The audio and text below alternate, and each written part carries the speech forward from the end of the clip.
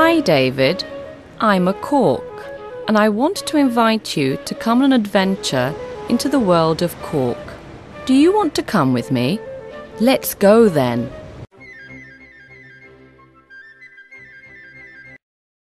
I come from the Mediterranean basin, from southern Europe and northern Africa.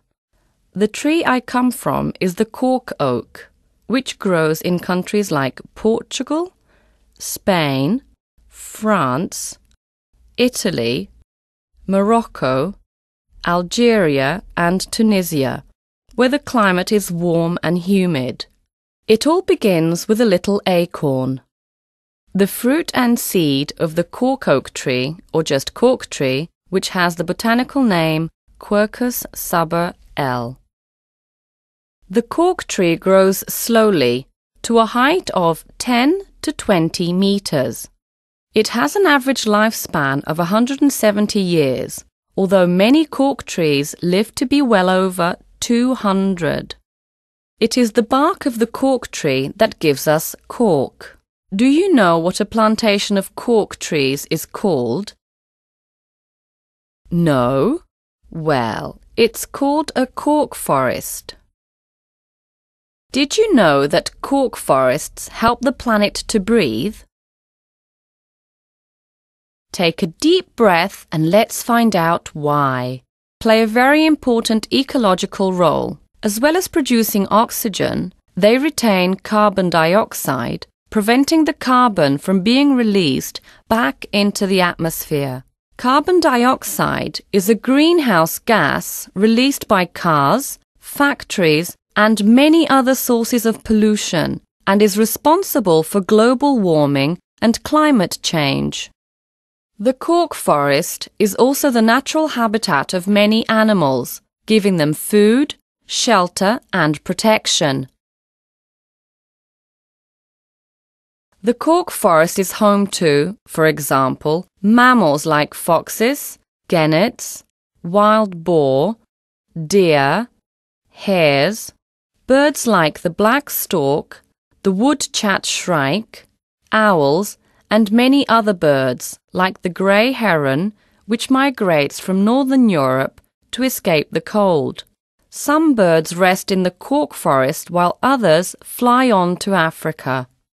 Some animals are in grave danger of becoming extinct and need the cork forest to survive. This is the case of the Iberian lynx. There are only around 100 of them in the whole world, and the Iberian imperial eagle, there are only 150 left. Besides the cork trees, a great variety of flora grows in this habitat, such as lavender, which smells really nice, foxglove, oregano, rosemary, and peppermint, which can be used in food, among other things. Sometimes associated with the cultivation of cork trees is livestock farming and agriculture, which provides jobs for the people living nearby. The black Iberian pig, which eats acorns, is one of the species kept by local farmers. Let's see. Cork comes from the bark of the cork oak and is removed by skilled workers. The removal of cork is called harvesting. Harvesting takes place between the months of May and August, when the cork peels from the tree trunk most easily. Cork can only be taken from a cork tree when the tree is approximately 25 years old, and thereafter every 9 years, according to the common practice in Portugal.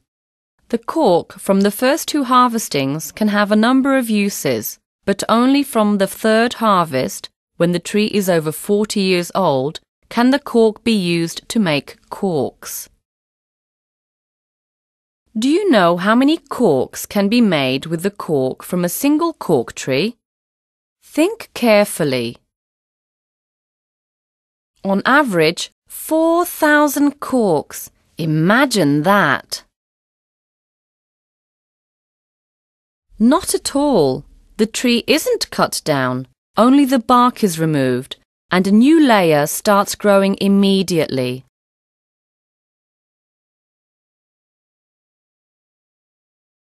Cork provides excellent insulation against temperature, noise, and vibration. It is fire and water resistant, elastic, compressible, light, soft, and of course it has a very attractive natural texture and is pleasant to the touch. How nice!